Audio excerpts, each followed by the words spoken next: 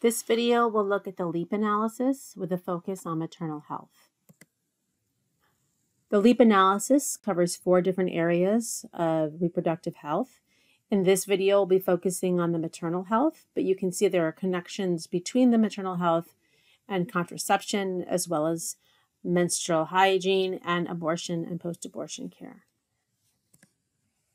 A number of data sources were used for this report, including research and models, household surveys, and price and sales volume data.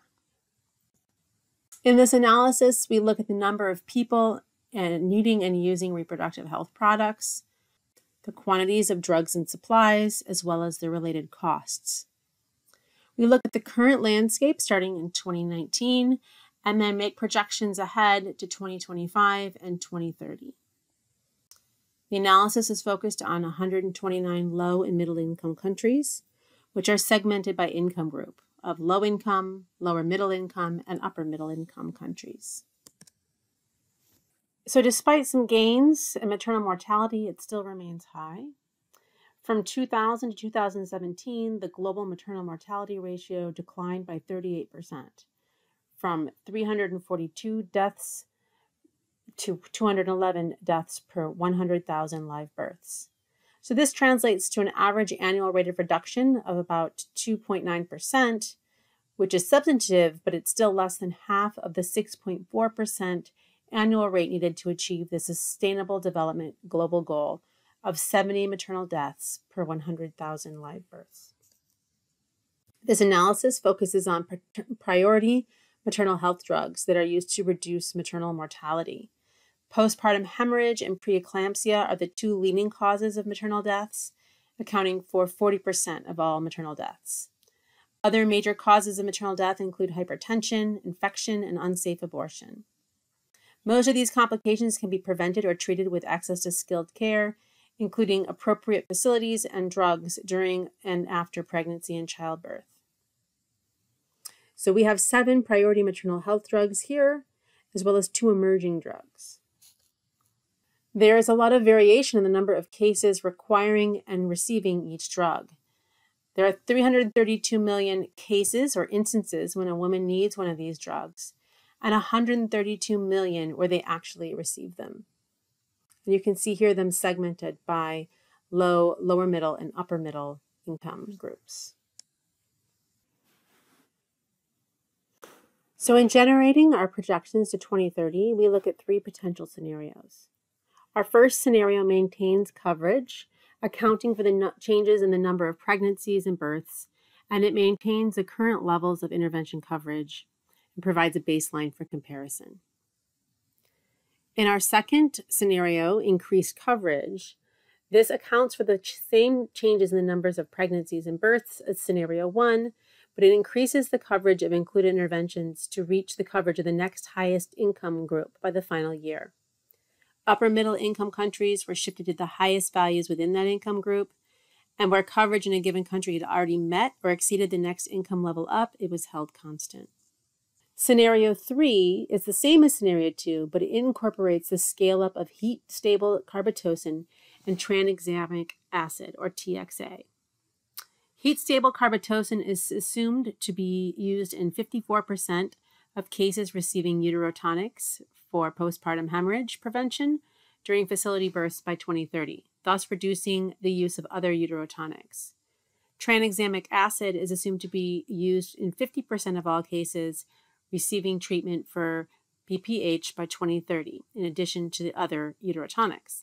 So the scale-up of these 2 emerging drugs is modeled following an S-shaped curve to account for initial slow growth as the drugs are registered and introduced in more countries. The changes in the number of cases that require and receive each drug will vary, but oxytocin will see the largest increase in scenario 2. However, this will be offset by the scale-up of heat-stable carbetocin under scenario 3. If the intervention coverage across all low and middle income countries were maintained at current levels as envisioned under scenario 1, costs would remain relatively similar, increasing from $103 million in 2019 to $110 million in 2030. Building in the increases in intervention coverage to levels envisioned under Scenario 2 would see costs increase more rapidly, growing by 60% from $103 million in 2019 to $166 million in 2030. If the increase in coverage levels were combined with the scale-up of heat-stable carbetocin and tranexamic acid envisioned under Scenario 3, costs would increase even more rapidly, growing by 74% from $103 million in 2019 to $180 million in 2030. This reflects the current costs of heat-stable carbetocin relative to current uterotonics and the additional costs from cases receiving tranexamic acid.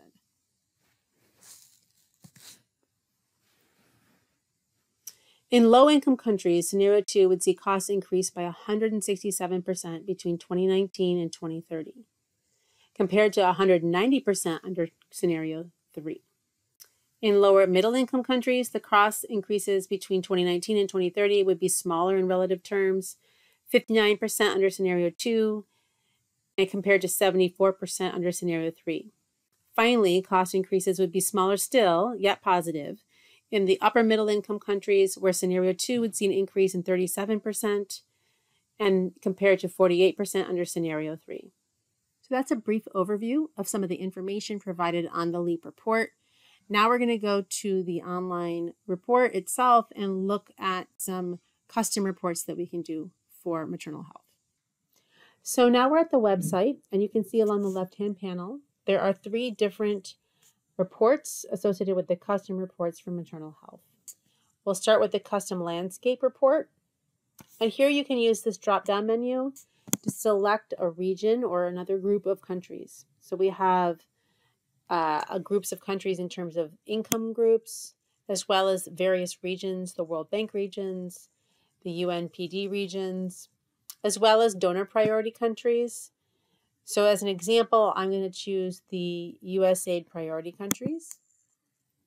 And once you choose that, the report text itself, as well as all of the tables and figures, are updating to be specific to these USAID priority countries. So looking down, you can see what countries are included in this group. And I'll give you information about the number of pregnancies and births,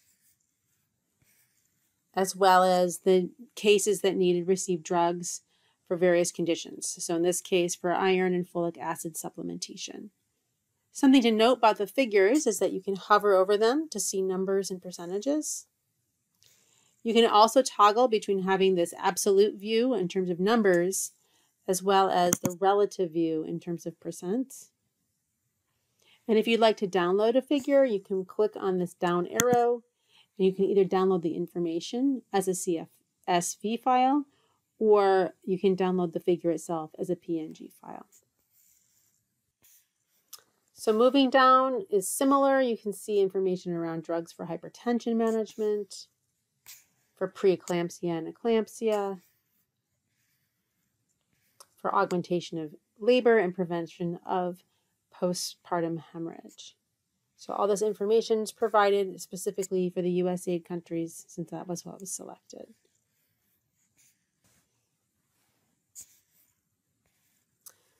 So moving on, you can also see the total costs for these priority maternal health drugs, as well as getting into the scenarios and projecting ahead to 2030.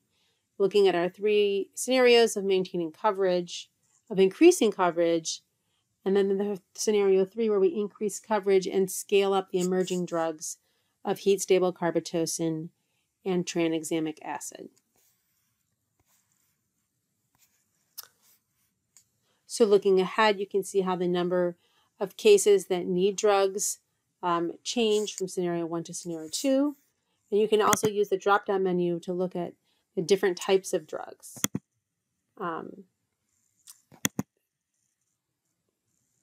For the different conditions.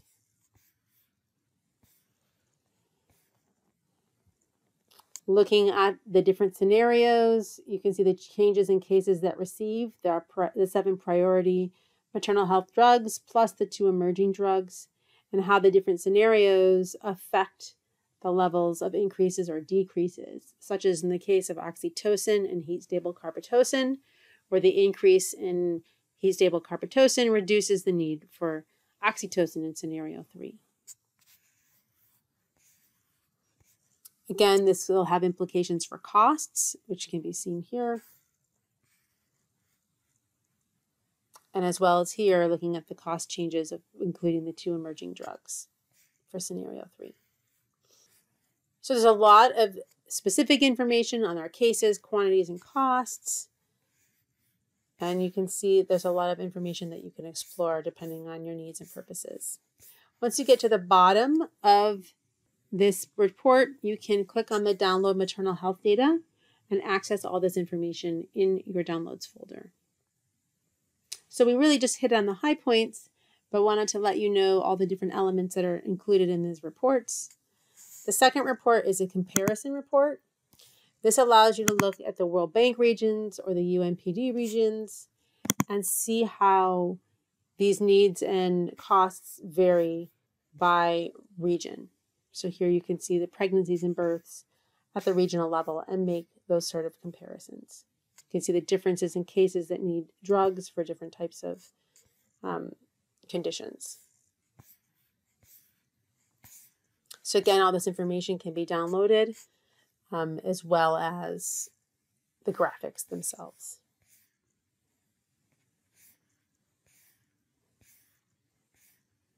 Our third report can look at a deep dive into specific products. So you can choose among the different drugs and look at specific information to that. So in this case, let's look at that scenario 3 emerging drug of heat stable carbetocin, and we'll look at it by the World Bank regions. Now all the information in this report is really specific to that particular drug. And you can look at how these changes occur in terms of the 3 different scenarios and the future use of heat stable carbetocin in different countries.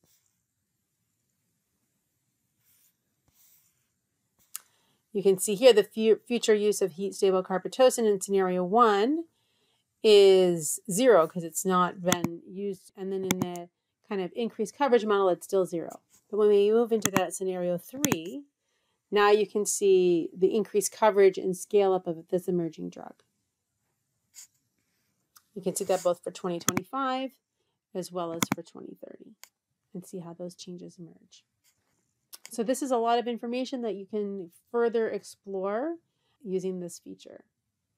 So again, we've really just hit the high points of what's available because we'd like you to go to the report, engage with the numbers. We want to thank you for your time. And if you have any questions or follow-up, to please email us at this address. Thank you.